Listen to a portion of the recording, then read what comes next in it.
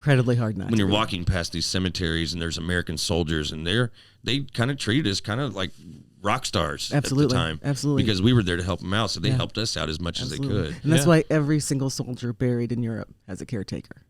Every single one. How do they assign somebody to that? Is it a volunteer? Well, they do. They all volunteer for it. When the cemeteries were first established, they were basic, they were not anything like what they were now. They were basically sticks and, markers and that kind of thing. So the villagers would come in and take care of the graves, and they'd paint the stump markers, and they'd make sure there were flowers and there were flags.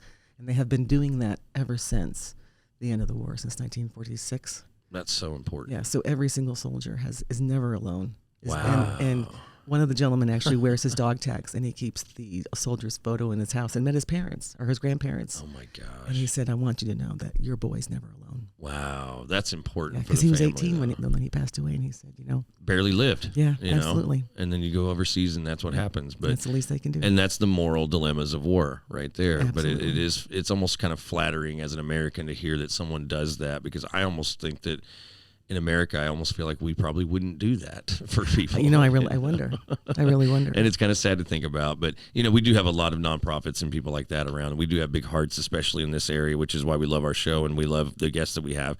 But those types of things we love talking about. So you're going to be here more often.